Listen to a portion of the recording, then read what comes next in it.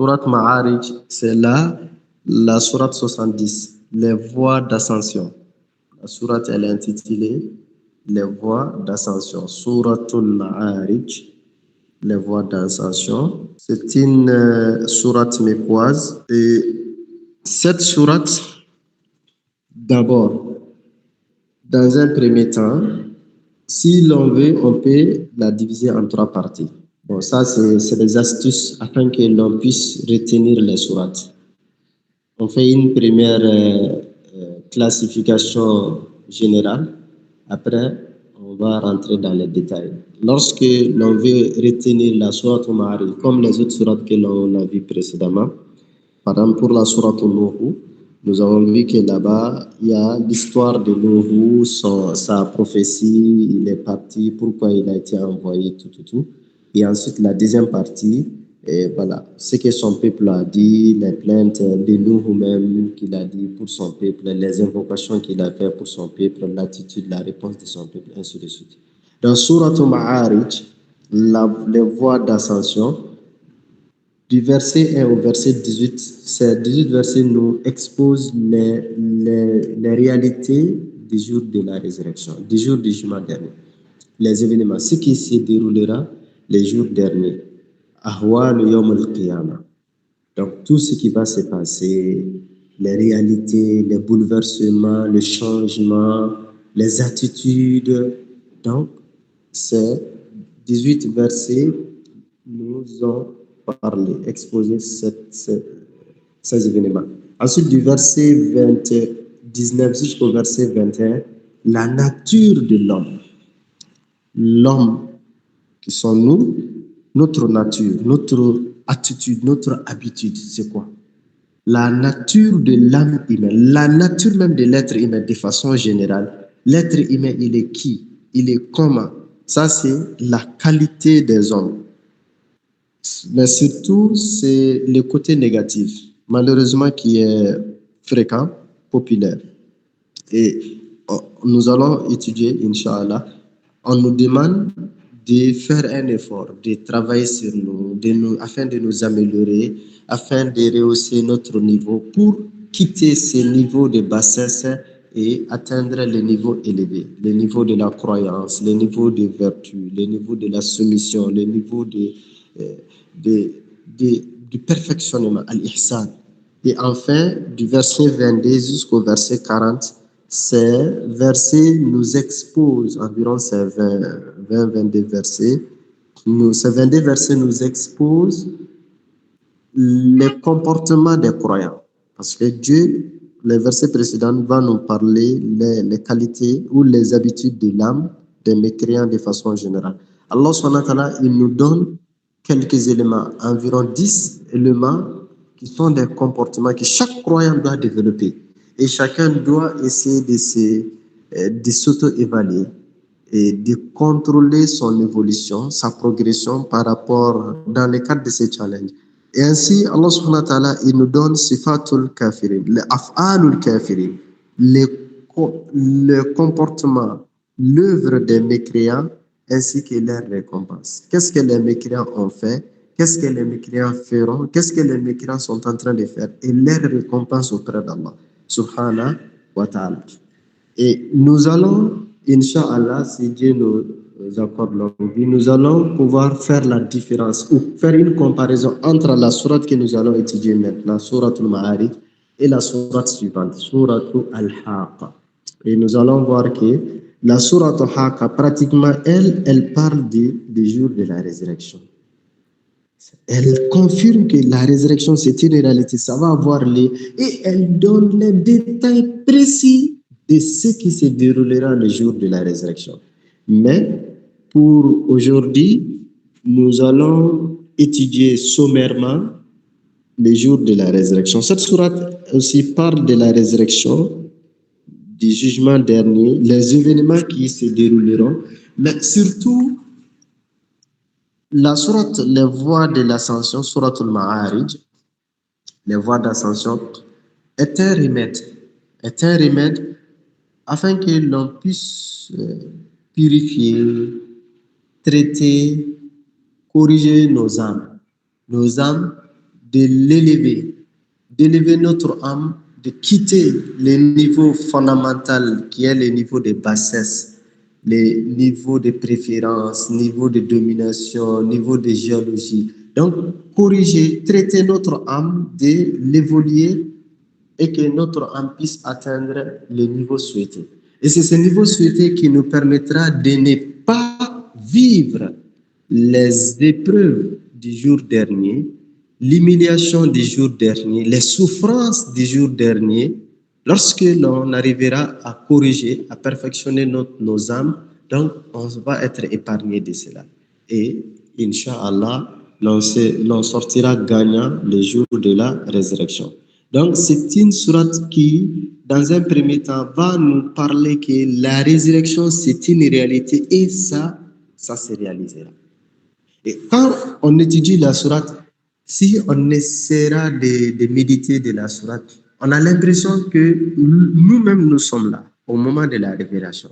C'est comme si l'on assiste, nous sommes en classe, nous sommes en train d'interagir, quelqu'un parle, les autres l'écoutent, quelqu'un parle, les autres l'écoutent, on pose des questions. Quelqu'un vient poser une question d'ironie, une question de moquerie, une question blessante, une question pas pour apprendre, mais pour se moquer, pour rire, pour prendre de la raillerie. Donc, et aussitôt, Allah subhanahu wa ta'ala, il interagit.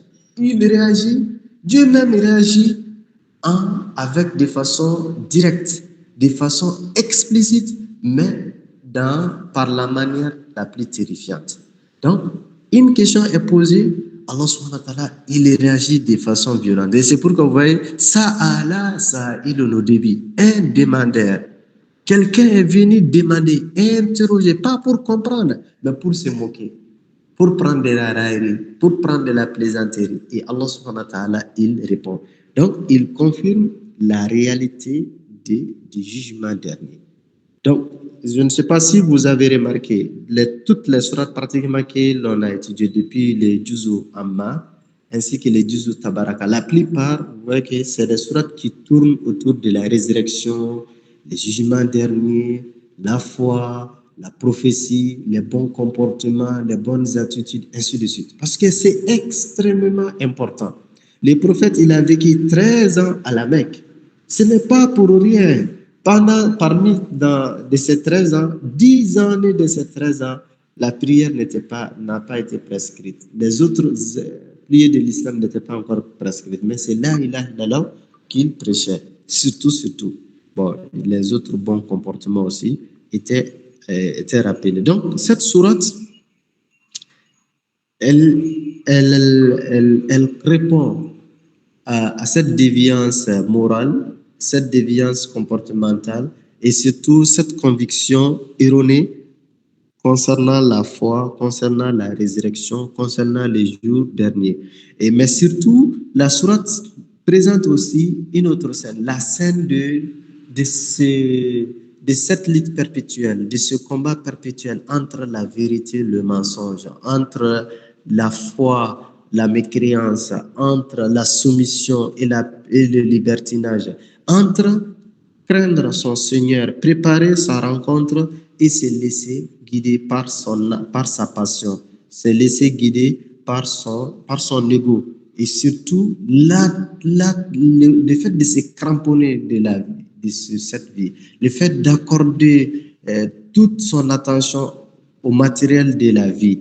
Donc, la sourate est venue pour corriger ces attitudes, pour donner une orientation afin que l'on puisse arrêter de se comporter ainsi, se diriger vers Allah subhanahu wa ta'ala, reconnaître la seigneurie d'Allah subhanahu wa ta'ala, reconnaître que nous sommes les créatures d'Allah subhanahu wa ta'ala, ses serviteurs, et se contenter de cela.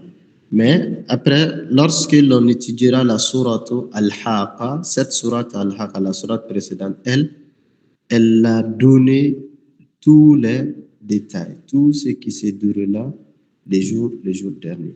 Et notre sourate, toujours dans le cadre de l'introduction générale de la sourate Al-Haqqa, sourate 70, les voies d'ascension, notre sourate aussi nous montre que les considérations d'Allah subhanahu wa ta'ala n'est pas les mêmes.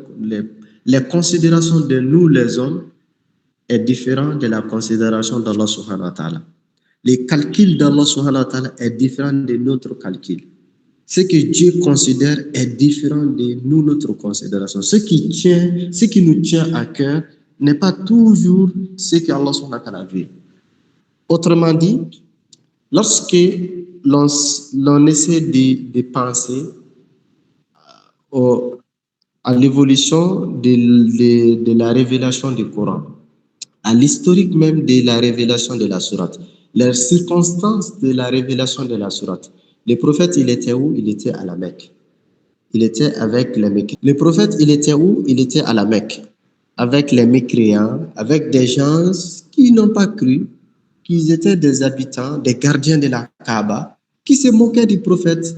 Ils intimidaient le prophète, ils les harcelaient, ils les diffamaient, ils les calomniaient, ils les torturaient ses compagnons, ils les châtiaient. Donc, ils faisaient des atrocités.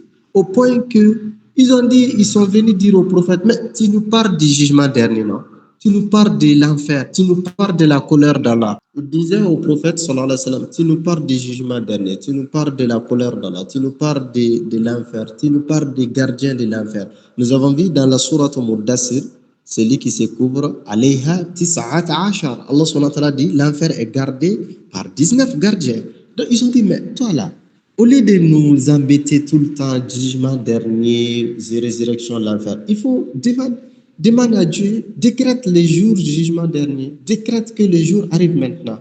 Nous, on veut l'arrivée même des jours derniers. Donc, il disait ça par moquerie, par raillerie. Donc, si nous nous mettons à la place dans la peau de l'être humain, de l'homme, qui sont nous, on va dire, mais Dieu, à un moment donné, on va être emporté par la colère. À un moment donné, l'émotion nous emporte et on va espérer, on va implorer à Allah de faire venir la résurrection, de réaliser la résurrection, de faire venir l'enfer, de réaliser les jugements derniers afin de refouler notre ressentiment, afin de se venger, une sorte de vengeance, afin de répondre maintenant aux moqueries de ces infidèles. Mais Allah subhanahu wa ta'ala n'agit pas ainsi. Nous, à un moment donné, on veut se venger. Nous, à un moment donné, on est pressé. Nous, à un moment donné, on veut que les choses se fassent telles que l'on veut, alors que Dieu a un autre calcul. Comme on dit, nous les humains, nous avons nos agendas, mais Allah a son agenda. C'est l'agenda d'Allah qui s'exécute. Et c'est ce qu'Allah subhanahu wa ta'ala, il nous montre au début de la sourate. Innahum yarawnahu ba'ida wa narahu khariba. Donc, vous voyez que c'est loin, alors qu'auprès d'Allah, c'est le jugement dernier, c'est quelque chose qui est très proche. Un jour est égal à 50 000 ans. Mais 50 000 ans pour nous, ça c'est beaucoup. Mais auprès d'Allah, 50 000 ans, ce n'est rien. Dieu n'a pas de commencement. Dieu n'a pas de fin. C'est lui qui a créé le temps. Donc, le temps, c'est sa créature. Pourquoi il se précipite?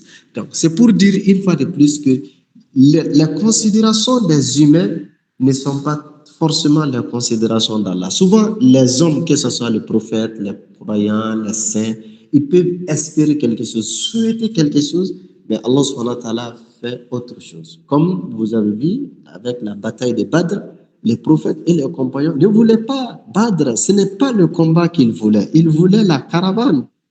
Mais Allah subhanahu wa ta'ala en a décidé autrement. Ils sont sortis pour la caravane, Dieu a décidé autrement.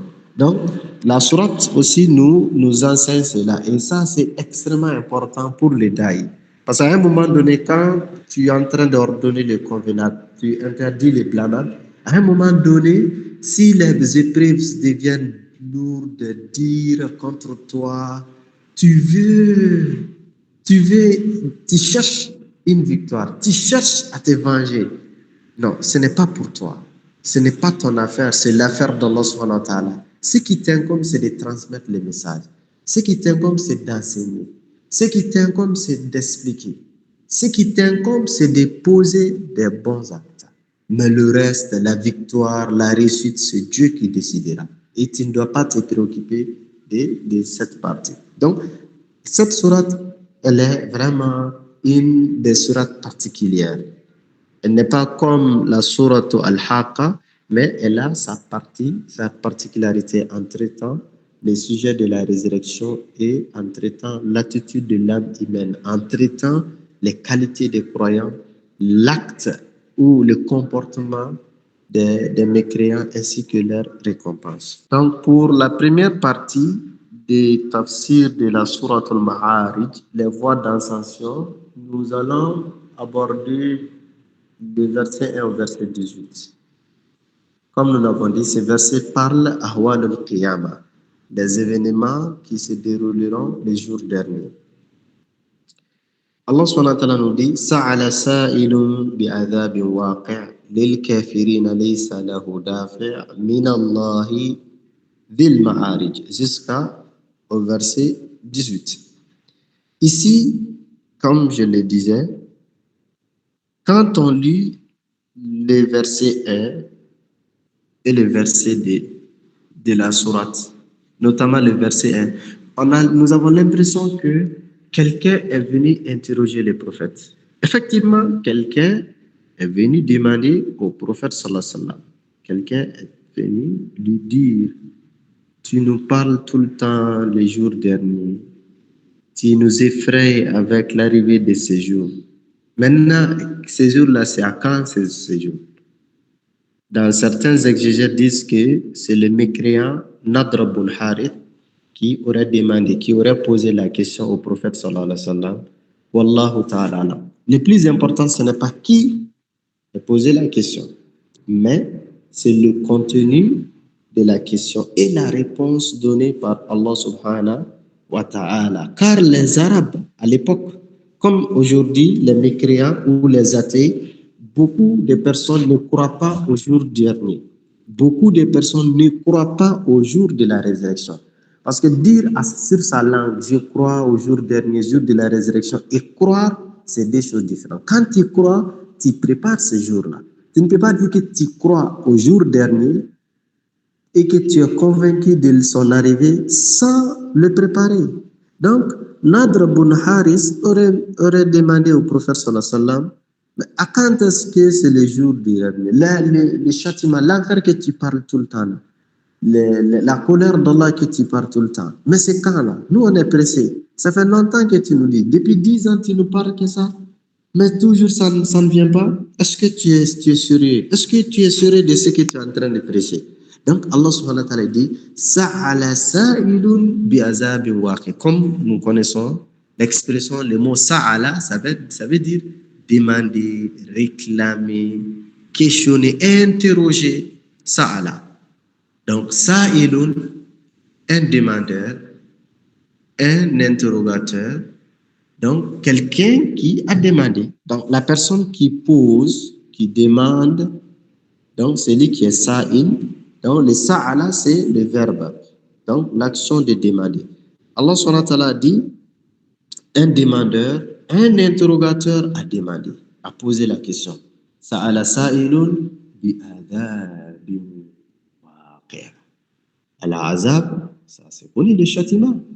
Il a posé la question, mais ici Allah subhanahu wa ta'ala en répondant, Dieu donne avec des styles effrayants. Il dit, il a interrogé à propos d'un châtiment waqi'un qui est waqi'in bi'azabin waqi'in.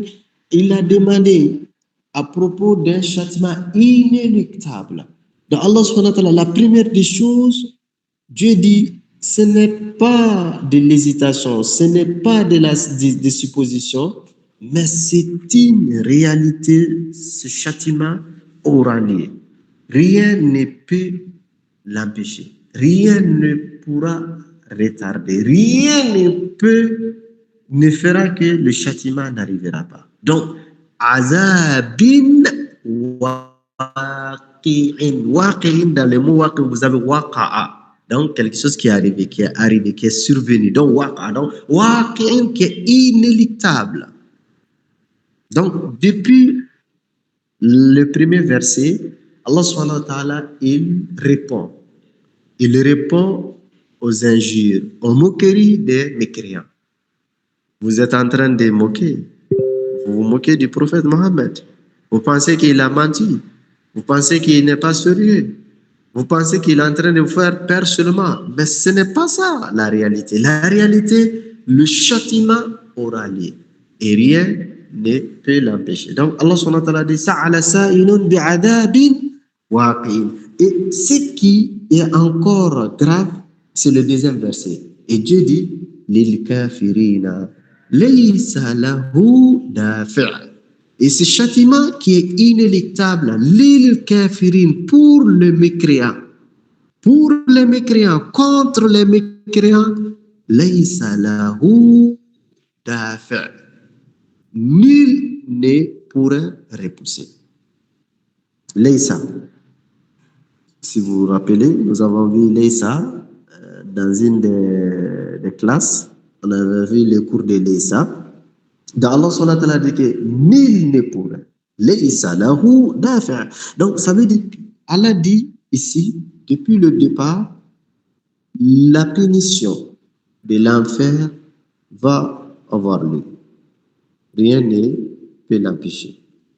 Et les mécréants sont condamnés à l'enfer. Donc vous, les mécrois, vous qui êtes en train de prendre le prophète de menteur, vous qui le considérez de menteur, vous qui se moquez de lui, vous n'épargnez pas. Vous êtes condamnés tous à l'enfer. Notamment le Nadr ibn Harith, toi tu finiras à l'enfer. Donc Allah subhanahu wa ta'ala dit, donc vous allez finir par là-bas. Donc, ce n'est pas la peine de précipiter. Pourquoi vous vous précipitez son arrivée? Pourquoi vous êtes pressé à ce que le châtiment ait lieu? Mais vous finirez là-bas. Ce n'est pas la peine de vous précipiter. Donc, c'est comme en même temps, de façon indirecte, Allah subhanahu wa ta'ala, il dit au prophète, ne te fâche pas, ne t'attriste pas. Il ne faut même pas implorer ton Seigneur afin qu'il fasse que le châtiment arrive. Non, ce n'est pas la peine de te précipiter. Car ces gens-là, ils sont tous condamnés. Donc, ils sont condamnés, ce n'est pas la peine de se précipiter. Pourquoi se précipiter? Donc, Dieu leur dit, ne vous précipitez pas, vous finirez là-bas. Et il dit aussi au prophète sallallahu alayhi wa sallam de ne pas se précipiter, car ces gens-là, ils sont tous condamnés. Donc, Allah subhanahu wa ta'ala dit, lil kafirina laysa lahu dafi' minallahi bil ma'arij. Et c'est ça et c'est ce verset 3 qui va tout conclure. Le châtiment inéluctable que nul, à propos duquel les mécréants, nul ne pourra les sauver. Qui décrétera ce châtiment? À qui appartient ce châtiment? Minallahi, qui vient d'Allah. Dans le châtiment même, vient d'Allah. Minallahi, c'est le châtiment d'Allah. Donc ce n'est pas ton châtiment, Mohammed, ce n'est pas le châtiment d'un autre croyant, ce n'est pas le châtiment des mécréants, mais c'est le châtiment d'Allah. Donc si c'est son châtiment, ce n'est pas à vous de réclamer de ne pas réclamer son anticipation, non, parce que c'est le châtiment d'Allah. Minallahi, Allah subhanahu wa ta'ala dit, la punition, l'enfer ou le châtiment, minallahi, qui vient d'Allah. Dhil ma'arij, il est le maître des voies d'ascension. Comme dans un autre verset, dans une autre sourate, Allah subhanahu wa ta'ala dit, Rafi'u darajati dhul arsh. Donc, Allah subhanahu wa ta'ala, il est le maître des voies d'ascension. Ça veut dire qu'Allah, il est au-dessus de tout. Il est le très élevé, le très haut, le céleste, le maître, le créateur, l'omnipotent, qui est au-dessus de tout. Donc, Allah subhanahu wa ta'ala dit, c'est lui qui décrétera le châtiment. Donc, c'est lui, comme on dit, par ricochet, c'est lui qui décidera son arrivée. C'est lui qui décidera quand le châtiment aura lieu. Et non les mécréants, non à la suite de l'interrogation des mécréants. Et cette partie, reconnaissons que c'est la miséricorde d'Allah, c'est l'une des plus grandes miséricordes. D'ailleurs, c'est ce qui caractérise la prophétie de Mohammed sallallahu alayhi wa sallam et les autres prophètes. Imaginez le peuple de Lut, quand ils ont commis des péchés, paf, Dieu les a tous anéantis. Nous avons vu la dernière fois le peuple de Nuh, après 1000 ans d'appel d'Allah, 1000 ans de prêches, 1000 ans de prophéties. Finalement, le Nuh, il a demandé Rabbi la tazar alal ardi min al kafirina dayara. Il dit, oh Seigneur, ne regarde aucun mécréant sur la terre, il faut tous les anéantir. Dieu a anéanti tous les peuples de Nuh, à part ceux qui étaient avec lui. Donc, les autres prophètes, leurs peuples ont été anéantis. Mais le prophète Mohammed sallallahu alayhi wa sallam, lui, Dieu lui a accordé cette faveur.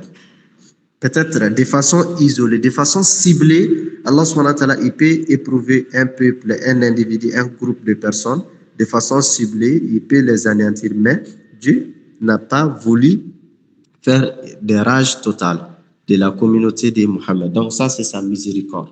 Donc Allah dit, le châtiment que vous êtes en train de demander, le châtiment à propos duquel vous demandez, vous vous moquez, vous réclamez, vous sollicitez son anticipation, c'est un châtiment inéluctable.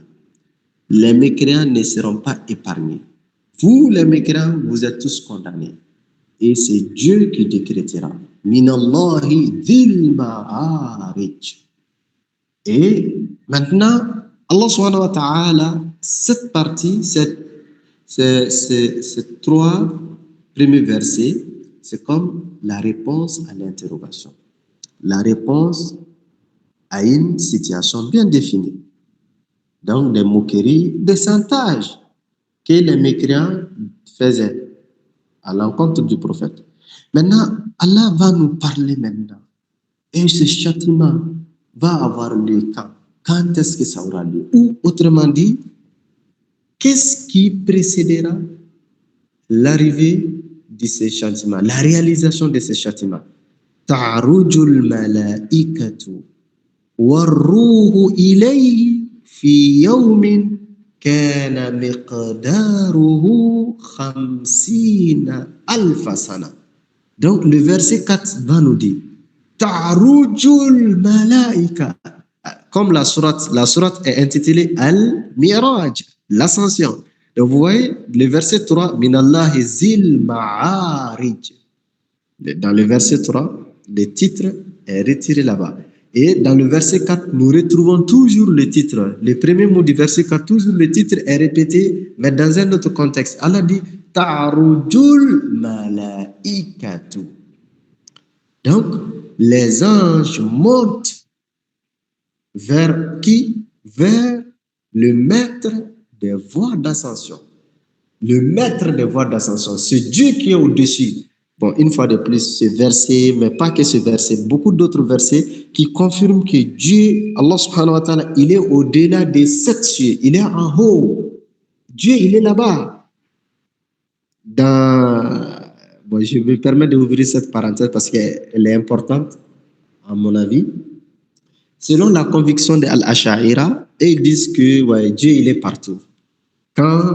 C'est la conviction qu'ils ont dit, Dieu, il est partout, Dieu, il est partout. Il est au Sénégal, il est au Mali, il est aux États-Unis, en France. Dieu, il est partout. Bon, parce que selon leur conviction, ils disent, quand tu dis que Dieu, il est au ciel, il est au-dessus de cette cieux, c'est comme si tu essaies de ressembler Dieu à une créature. Alors que rien ne le ressemble. Dieu n'est pas comme nous. Il dit, parce que quand tu dis que Dieu, il est au Sénégal, ça veut dire que Dieu, il n'est pas au Mali, par exemple. Maintenant, quand Dieu se déplace pour aller au Mali, il a créé un vide au Sénégal, alors que Dieu n'est pas comme ça, non. Cette conviction, ça c'est des doctrines en islam. Il y a beaucoup de doctrines en islam. Cette doctrine se regroupe sous le grand dogme qu'on appelle Al-Ash'ira, Aqidatul Ash'ira. Ce n'est pas vrai. Bon, il y a une erreur. Ce sont des musulmans aussi, mais cette conviction ou cette compréhension, elle est erronée. Elle est erronée. Allah subhanahu wa ta'ala, il est au ciel, au-delà des 7 cieux. Quand on dit il est au ciel, cela ne veut pas dire il est au premier ou au deuxième, mais il est au-delà des 7 cieux. Et Allah subhanahu wa ta'ala, il est au-delà des 7 cieux. Et la sourate wa najmi iza hawa, Allah subhanahu wa ta'ala nous dit, le prophète, il est allé. إلى سدرة المنتهى إنها جنة المأوى إذ يغشى السدرة ما يغشى ما زاغ البصر وما طغى لقد رأى من آيات ربه الكبرى. Donc la sourate de l'ascension, le voyage nocturne du prophète et son ascension vers le ciel. Si vous lisez un peu le début de la sourate wa najmi iza hawa, il y a beaucoup d'informations là-bas. Donc ces versets confirment une fois de plus que Dieu, il est au-delà des 7 cieux. Il est en haut, mais sa connaissance, sa puissance, sa grandeur est partout. C'est ça. Mais Dieu lui-même, il est au-delà de cette cieux. Il est en haut. Allah subhanahu wa ta'ala, il est en haut. C'est pourquoi on dit Allahu a'la. Allah, il est très haut. Il est très haut. Mais Al-Asha'ira, ils traduisent Al-A'la, ils ne vont pas dire le très haut, ils vont dire qui a des pouvoirs élevés, des pouvoirs suprêmes, le Seigneur suprême. Pas suprême, Al-A'la n'est pas suprême. Mais Al-A'la, il est le très haut. Il est en haut même, en réalité en haut. Et les hadiths, beaucoup de hadiths dans lesquels les prophètes, il a attesté cela, que Dieu se trouve en haut. Maintenant, ici, le verset 3 dit que Allah, il est le maître des voies d'ascension, Dhil Ma'arij, Ta'arujul Malaika. C'est pourquoi les gens montent vers lui. Warruhu, ainsi que l'esprit. Dans le Coran, en général, partout où il y a l'esprit, les mots, l'expression arruhu, le sens littéral, ça peut être âme. L'âme qui fait de nous hommes, qui fait de nous vivants. L'âme qui fait de nous des êtres vivants. Cette âme, en arabe, on peut appeler ruh. Ruh, l'âme. Dans la sourate Al-Isra, la sourate 17, le voyage nocturne là-bas, Allah subhanahu wa ta'ala dit il t'interroge au sujet de l'âme. Dit l'âme, c'est une affaire d'Allah. C'est Dieu seul qui connaît l'âme. C'est Dieu seul qui peut répondre la question relative à l'âme. Mais dans le Coran, le ruh, quand le ruh est spécifié, il s'agit de l'ange Jibril alayhi salam. Comme dans la sourate Al-Qadr, Inna anzalnahu fi laylatil qadr, wa ma adraka ma laylatul qadr, laylatul qadr khayrun min alfi shahr, tanazzalul malaikatu war-ruhu fiha. Donc, ar-ruhu, c'est Jibril. Ici, Allah subhanahu wa ta'ala, il précise Jibril, après avoir parlé des générales, les anges. Jibril, c'est un ange, mais Dieu nomme Jibril pour montrer la place de Jibril, la grandeur de Jibril, l'occupe que Jibril, la place que le Jibril occupe. Nous l'avons ensemble étudié, la sourate At-Takwir, l'obscurci, si vous vous rappelez, sourate At-Takwir. Là-bas, Allah subhanahu wa ta'ala, il a parlé de Jibril. ما هو بقول إنه إلا قول رسول كريم ذي قوة عند ذي العرش مكين مطاع ثم أمين. Là-bas, Allah subhanahu wa ta'ala, il a fait l'éloge de Jibril. وما هو بقول شيطان الرجيم. Est-ce que vous vous rappelez? Donc, si vous vous rappelez de la sourate At-Takwir, quand on a fait son tafsir, là-bas aussi, Dieu, il a fait l'éloge de Jibril. Parce que, pourquoi Jibril, cette place distinctive accordée au Jibril? Car c'est lui, tout simplement, c'est lui qui a apporté le Coran. Bien sûr, avant le prophète Mohammed, c'est lui qui a apporté la parole d'Allah aux autres prophètes, les révélations aux autres prophètes, mais surtout, c'est lui qui a apporté le Coran. Donc, Nazala bihi ruhul amin ala qalbika. Comme Allah dit dans une autre sourate, c'est Jibril qui a révélé le Coran à cause de le fait qu'il était le messager, le chargé d'apporter le Coran au prophète. Maintenant, ce privilège lui a accordé cette place honorifique parmi les anges. Allah dit Muta'in thamma amin. Il est obéi là-haut. Donc, il est le chef de tous les anges. Quand il donne un ordre, les autres anges exécutent. Donc, Dieu dit Ta'arujul malaikatu warruhu ilayhi. Ces jours-là, les jours qui sont en train de réclamer son anticipation, ces jours, les anges montent, ainsi que Jibril. Une fois de plus, entre parenthèses, vous voyez comment les chrétiens se sont induits en erreur. Parce que quand Allah subhanahu wa ta'ala, il a dit que Ruhu, il a envoyé Ruhu à Mariam, Donc, fatamassala laha basharan sawiya. Donc, quand il a envoyé Ruhu à Mariam, les chrétiens ont dit c'est l'esprit, Père, le Fils et Saint-Esprit. C'est pas esprit, mais c'est l'ange Djibril qui est venu souffler l'âme de Jésus à Marie. Bon, malheureusement, nos frères chrétiens, ils n'ont pas bien compris, bien interprété la partie. Ils sont tombés dans le piège en pensant que Djibril, c'est l'esprit. Ce n'est pas le Ruhu. Le mot Ruhu, ce n'est pas l'esprit, mais ici, c'est Djibril. Bon, on peut dire qu'en tradition littéraire, le Saint-Esprit, l'Esprit, mais quand on dit le Coran, surtout après, à la place où on parle des anges, ou après avoir parlé des anges, si vous retrouvez le terme Ruhu, il s'agit de Djibril. Donc le Ruhu, c'est un pseudonyme de l'ange Gabriel dans le Coran. Donc Allah subhanahu wa ta'ala nous dit que les anges montent vers Allah ainsi que Djibril. Ils montent vers qui? Vers le maître des voies d'ascension. Fi yawmin, en un jour, kana miqdaruhu, dans la durée, miqdaru qadr, c'est-à-dire la durée, l'estimation, si vous voulez, miqdaru, l'estimation, la durée, khamsina c'est 50. Khamsin, c'est 50. Alfu, c'est 1000. Donc, sana, c'est l'année. Donc, khamsina alfa sana, dont la durée est de 50 000 ans. Allahu Akbar. C'est Allah subhanahu wa ta'ala qui parle. Vous voyez la différence entre l'estimation d'Allah et nous, nos estimations. Allah subhanahu wa ta'ala dit qu'un jour, c'est une seule journée, une journée de 24 heures chez nous. Allah subhanahu wa ta'ala dit, auprès d'Allah, équivaut à 50 000 ans. Nous, notre 50 000 ans équivaut à une journée d'Allah subhanahu wa ta'ala. Bon, maintenant, il y a certains scientifiques surtout les astronomes, les physiciens, les astrophysiciens, avec les galaxies, la rotation de la Terre, les 24 heures de la Terre par rapport à sa rotation. Et si vous regardez d'autres planètes solaires, d'autres systèmes de planètes solaires, souvent, les 24 heures de la Terre équivaut à des dizaines de milliers de l'heure 24 heures.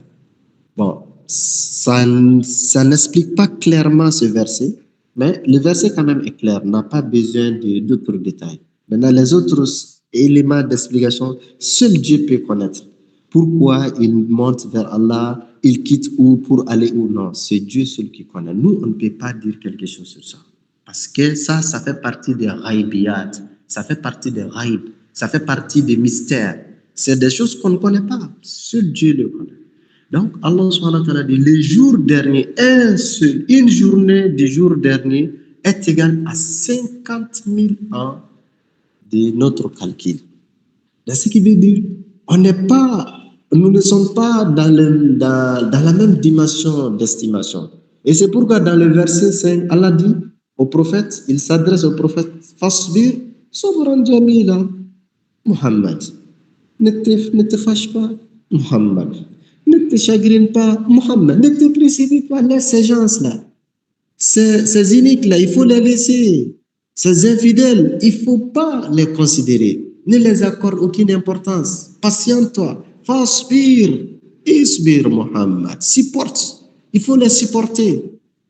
Supporte-le. Patiente-toi. Donc, supporte donc d'une belle patience. Il faut supporter leur ignorance, supporter leur moquerie, supporter leur agissement. Fasbir sabran jamila. Une journée auprès de moi est égale à 50 000 ans. Donc, ce n'est pas quelque chose de long. Innahum yarawnahu ba'ida wa narahu qariba. Allah subhanahu wa ta'ala, il conclut la première partie, c'est-à-dire de ces niveaux, le 18 versets, la première partie de ces 18 versets, pour répondre à l'interrogation. Allah dit, Innahum yarawnahu ba'ida. Il voit ce châtiment, ba'idan, comme c'est loin. Allah dit, il voit bien loin. Ba'id, c'est loin. Donc, yarawnahu, yara, c'est le verbe voir. Donc, hu, c'est le pronom qui retourne vers al-azab. Donc, Allah dit, innahum yarawnahu ba'ida. Ils voient le châtiment loin. Wa narahu qariba. Alors que nous le voyons proche. Donc, vous voyez, l'écart entre nous les humains, notre considération et la considération d'Allah. C'est pourquoi souvent nous, on veut que certains événements se produisent, mais ça ne se produira pas. On veut que certains miracles se produisent, mais ce ne sont pas ces miracles qui se produisent. Imaginons depuis une année, un exemple simple de l'actualité. Depuis plus d'une année, on a vu les peuples de Gaza, ils souffrent de massacres, de bombardements. Chacun de nous attendait que Dieu va faire descendre des foudres à l'État d'Israël. Dieu va tuer un X, Dieu va faire mourir un Y, Dieu va faire sortir des souterrains, Dieu fera ça, Dieu fera ça. C'est ce que beaucoup pensaient et c'est ce que nous tous, on attendait. Tout le temps, on regardait quand est-ce que le miracle va produire pour le peuple de Gaza. Après ces tant d'années de souffrance, de torture, après cette injustice flagrante que tout le monde est en train de vivre. Et pendant que nous observons cela, mais c'est autre chose qui se produit. C'est la Syrie, c'est les prisonniers des Syriens qui sont libérés. Au lieu que les prisonniers de Palestine, de Gaza soient libérés, mais c'est les prisonniers de la Syrie qui sont libérés. Donc Dieu, il est comme ça. C'est lui seul qui décide. Il est le seul qui décide. Parce que nous, notre considération, notre calcul est toujours différent des calculs d'Allah. Et c'est pourquoi la foi nous demande quoi? D'accepter les décrets d'Allah. Vous comprenez maintenant pourquoi parmi les 6 piliers de la foi, iman bil qadr, croire au destin. Parce que nous, on ne peut pas comprendre le destin. On ne peut pas expliquer le destin. Donc, quelque chose que tu ne peux pas comprendre, tu ne peux pas expliquer, le mieux, c'est en ce moment que la foi intervient. Parce que la raison n'est pas utile là-bas. La raison ne peut pas te permettre d'expliquer, de comprendre. Donc, tout ce que tu peux faire, c'est de te soumettre à la volonté d'Allah. Tout ce qui nous arrive dans la vie, c'est Dieu qui est derrière. Alors, nous devons accepter. Accepter son décret, accepter avec le cœur ouvert et lui demander de nous aider à accepter. On peut voir certains événements comme des malheurs, mais en réalité, ce ne sont pas des malheurs. Comme on peut penser que certains événements, c'est des bonheurs, alors que ce sont des événements qui sont les malheurs, qui vont être source de notre mot. Donc, le croyant doit toujours se résigner auprès d'Allah, se confier à Allah subhanahu wa ta'ala, se soumettre à la volonté d'Allah. Et c'est pourquoi Allah dit Minallahi zilmar. Les châtiments qu'il réclame, qui demande l'anticipation, ces châtiments, ça vient d'Allah subhanahu wa ta'ala. Donc, la sourate, à ce niveau, Allah subhanahu wa ta'ala, il explique aux mécréants et aux croyants. Tout le monde est interpellé. Les mécréants, vous êtes en train de vous moquer. Vous pensez que c'est loin, alors que ce n'est pas loin, c'est proche auprès d'Allah. Mais c'est Dieu qui décrète. Et vous êtes condamnés. Donc, vous ferez mieux de ne pas demander l'anticipation. Parce que si vous demandez l'anticipation, ça vous brûlera. Et en même temps, c'est adressé aux croyants de leur dire, comme il a recommandé au prophète, Fasbir Sobran Jamila, la patience. Il faut supporter. Nous devons supporter la moquerie, supporter l'attitude, supporter les méconduites des mécréants, de nos amis, de nos parents, de nos connaissances, de nos concitoyens, des autres humains. Donc, nous devons les supporter. Continuons à leur parler du bien. Continuons à les inviter. Continuons à les inviter vers le convenable. Continuons à leur interdire le blâmable. Il suffit qu'ils changeront. Imaginons s'ils meurent et qu'ils partent en enfer. C'est une perte pour eux. Donc nous devons continuer à les supporter, à leur parler du bien, à souhaiter à ce que Dieu puisse leur faire du bien. Maintenant, nous sommes des êtres humains. À un moment donné, nous-mêmes, on peut dire, mais à quand est-ce que le secours d'Allah va arriver? À quand est-ce que Dieu, il est libre, il fait ce qu'il veut? La yus'al amma yaf'al. Hum yus'alun. Personne ne peut demander Dieu, pourquoi tu as fait ça? Il est le maître absolu. Il fait ce qu'il veut. Maintenant, s'il nous dit une promesse, il nous annonce une victoire, ce n'est pas obligatoire que la victoire se réalise à notre vivant. Le prophète, il a annoncé beaucoup de victoires que lui, prophète, n'a pas vécues. Il a annoncé la conquête de Constantinople. Le prophète n'a pas vu. Il a annoncé la chute du royaume des Perses. Le prophète n'a pas vu. Il n'a pas vu. Hein? Le plus important, les choses se réaliseront selon les calendriers d'Allah subhanahu wa ta'ala. Et dès que nous atteindrons la foi, nous parviendrons à supporter et à comprendre ces phénomènes. Et c'est pourquoi nous demandons à Allah subhanahu wa ta'ala de nous combler de sa miséricorde, d'éliminer nos cœurs de la foi, de fortifier la foi dans nos cœurs et de nous permettre d'accepter ces épreuves de la vie. Et qu'Allah fasse que les épreuves qui nous arrivent, qui nous a déjà arrivées et qui nous arriveraient, que ces épreuves soient une expiation de nos péchés, une élévation de notre place auprès de lui. Et tous ceux qui sont patients, qui sont malades, dans la classe, il y a quelques personnes qui sont, ça fait depuis des années, qui sont en train de souffrir de la maladie. Et Allah subhanahu wa ta'ala, il a une sagesse derrière ces maladies. Nous demandons à Allah subhanahu wa ta'ala de leur accorder la guérison. Et les autres malades aussi qui sont avec nous, nous demandons à Allah subhanahu wa ta'ala de les accompagner, de leur accorder la guérison. Qu'Allah fasse qu'ils soient, leur place du paradis soit davantage élevée et que Dieu donne la patience à leurs familles de les assister, de les accompagner. Tout ceci, c'est la bénédiction et la miséricorde d'Allah subhanahu wa ta'ala. Nous demandons à Allah d'assister nos dirigeants, qu'Allah fasse que l'attente puisse régner entre eux, qu'Allah les inspire à prendre les meilleures décisions pour le bonheur des peuples. Et qu'Allah fasse que les pays musulmans soient épargnés de la guerre et de la tuerie. Et qu'Allah fasse que la justice puisse régner dans le monde. Et qu'Allah fasse que l'injustice soit vaincue dans l'humanité. ربنا ظلمنا أنفسنا وإن لم تغفر لنا وترحمنا لنكونن من الخاسرين اللهم آت نفوسنا تقواها وزكها أنت خير من زكاها أنت ولي مولاها ربنا آتنا في الدنيا حسنة وفي الآخرة حسنة وقنا عذاب النار اللهم لا تدع لنا ذنبا إلا غفرته ولا هما إلا فرجته ولا دينا إلا قضيته ولا مريضا إلا شفيته ولا مبتلا إلا عافيته ولا حاجة من حوائج الدنيا والآخرة هي لك رضا ولنا فيها صلاة إلا أنتنا على قضائها ويسرتها برحمتك يا أرحم الراحمين سبحان ربك رب العزة عما يصفون وسلام على المرسلين والحمد لله رب العالمين